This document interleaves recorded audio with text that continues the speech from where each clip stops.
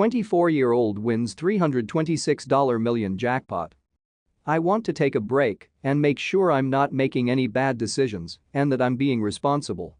I do want to help out the world, but I have to do it correctly and I have to make sure that my future is secure.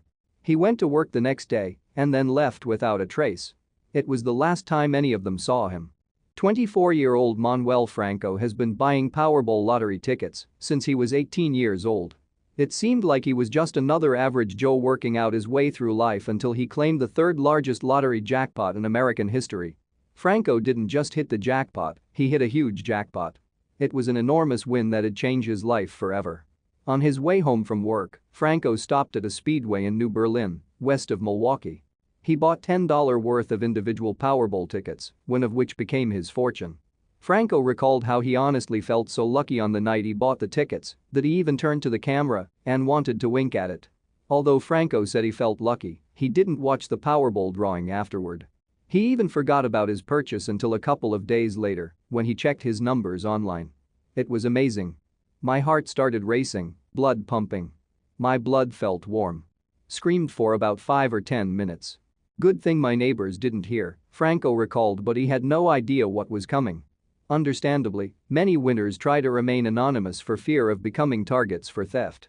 But states vary in how anonymous they allow large jackpot winners to be.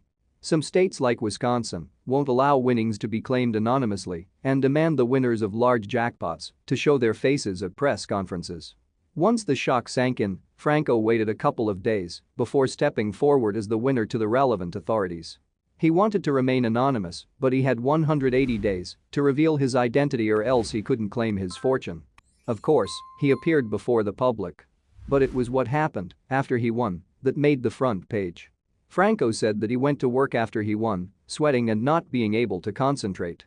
He said he quit his job 2 days later, but he never revealed to the public what that job was.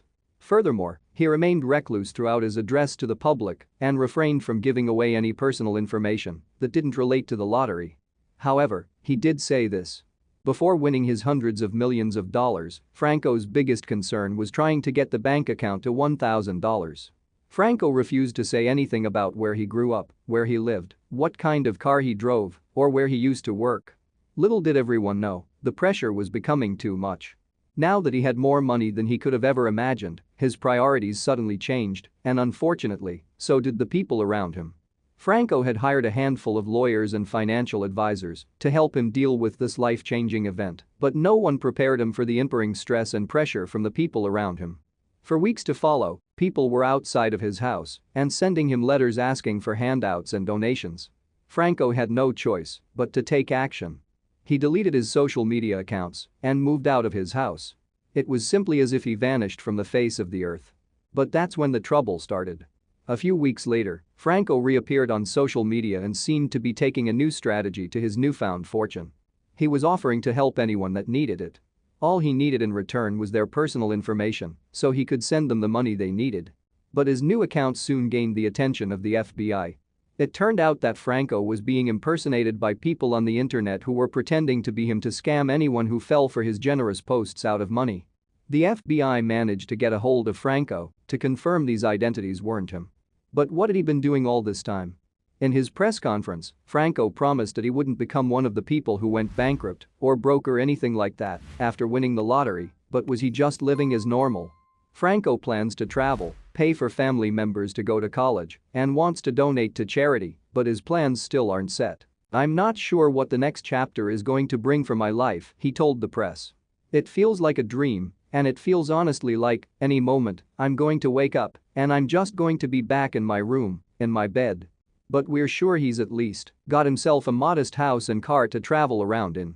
Although the future might be hazy, Franco stated that he's given up his 6-year habit of playing the lottery. "I just can't believe an ordinary guy like me would ever be in this position. As a winner now, I don't plan on playing anymore. But I will say that the $2 ticket you buy is worth the chance to change your life forever. It certainly has changed my life and I look forward to the future," he said blissfully. Thank you for watching this fantastic story.